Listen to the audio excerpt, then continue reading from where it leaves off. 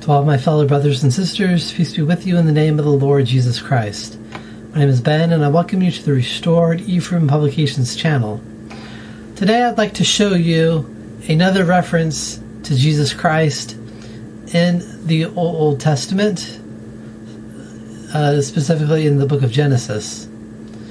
Now, to better understand this passage that we're going to talk about, we also have to refer to the New Testament, and we're going to look at the Gospel of John, starting in chapter 1, verse 47 to 51, which says, Jesus saw Nathanael coming to him, and saith of him, Behold, an Israelite indeed, in whom is no guile.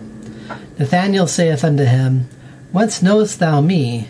Jesus answered and said unto him, Before that Philip called thee, when thou wast under the fig tree, I saw thee.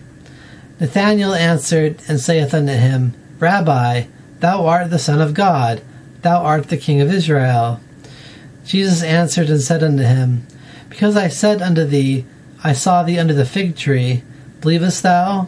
Thou shalt see greater things than these. And he saith unto him, Verily, verily, I say unto you, hereafter ye shall see heaven open, and the angels of God ascending and descending upon the Son of Man. So in this verse, Nathanael, who becomes one of the disciples of Jesus, along with his brother Philip, Philip brings his brother Nathanael over to Jesus, and Jesus tells him that he saw them under the fig tree before Philip called him. And because he said that, Nathanael believed that he was the Son of God, the very King of Israel. And so Jesus basically says that because I said that I saw you under the fig tree, you believe because of that, you shall see even greater things than that. And then he says this in verse 51, Verily, verily, I say unto you, hereafter ye shall see heaven open, and the angels of God ascending and descending upon the Son of Man. Now, this last verse is actually hearkening back to the Old Testament in Genesis chapter 28, verse 12. And here, Jacob, he has left his home to go to his mother's ancestral home, and he goes to a place to sleep because the sun goes down, and he uses a stone for a pillow, and he has this dream. And it says in verse 12 of Genesis chapter 28, it says, And he dreamed, and behold, a ladder set up on the earth, and the top of it reached to heaven. And behold, the angels of God ascending and descending on it.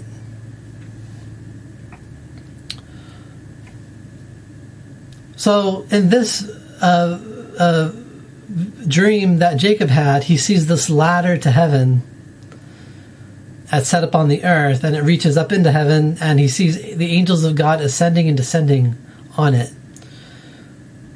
So going back to the Gospel of John, Jesus Christ is saying that he is the ladder that Jacob saw, by which the angels of God descend and ascend to God. And in Jacob's dream, I think that Jacob saw a literal ladder, but that ladder was made as a representation of Jesus Christ, and that the angels come down and go up through Jesus Christ, and because we are the messengers of Jesus Christ, we are technically included under the term angel, because the term angel in Greek just means messenger, and the same in Hebrew as well, it just means messenger.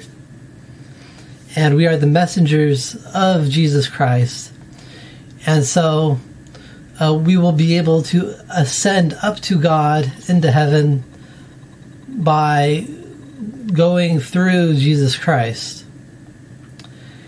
And so, again, this is showing us that the Old Testament is filled with references to Jesus Christ. And the whole point of the Old Testament is to help us to come to know Jesus Christ. And so, if you're not using the Old Testament, and you're not using it to help you to come to know Jesus Christ, you are not using the Old Testament correctly.